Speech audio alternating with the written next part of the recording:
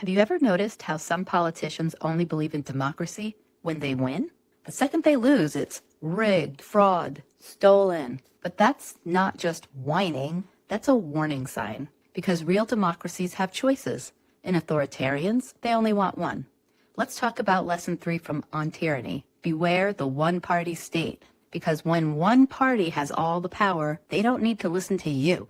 Now, Timothy Snyder, who wrote On Tyranny, he's not being dramatic. History shows us time and time again that authoritarian regimes often begin by eliminating real political competition. In Nazi Germany, Hitler used the Reichstag fire to scare people into giving up their rights. Then came the Enabling Act, and suddenly, boom, no more opposition parties. In the Soviet Union, Stalin didn't allow other parties to exist at all. Dissent? You disappeared. In North Korea, the illusion of elections exists, but there's only one real party and one real choice. When only one party can win, the people always lose. The United States was built on the idea of multi-party competition. Our founders didn't agree on much, but they knew this: power must be shared. That's why we have free elections. It's why parties compete. It's why we get to vote out the people who fail us. And please, dear God, let us do that in the next election. We need to get rid of these fuckers. But today, right now, we're seeing one-party behavior take root. There are politicians openly questioning the legitimacy of elections they lose. They don't argue if they win, only if they lose. They're drawing voting maps so extreme that one party wins even when they get fewer votes. That's gerrymandering. They're passing laws that make it harder for certain people, especially people of color, the young, and the poor, to vote at all. Let's be honest. You don't attack elections unless you're afraid of losing. And if one party can't win fairly, they may try to rig the system permanently.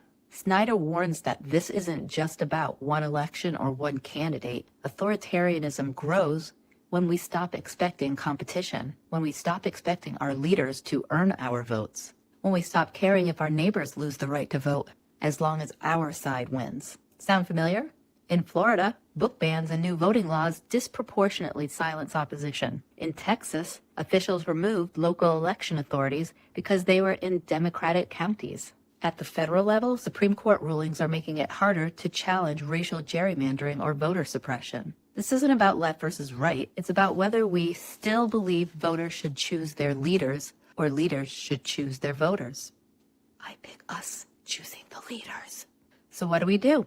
Snyder says defend institutions, but also participate in them. Support candidates who actually support democracy, not just your party. Volunteer as a poll worker. Help people register to vote. Call out attempts to silence the opposition, even if it benefits your side. Think Liz Cheney and Adam Kinzinger there. And most of all, never assume freedom is permanent. Democracy only lives if we fight for it every single day. The U.S. isn't a one-party state, but that doesn't mean it can't become one. Authoritarians don't need to outlaw voting. They just make it harder, more confusing, and less fair.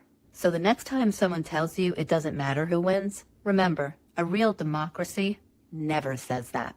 Because the moment people stop caring, the one-party state steps in. So stay alert, stay engaged, and defend democracy.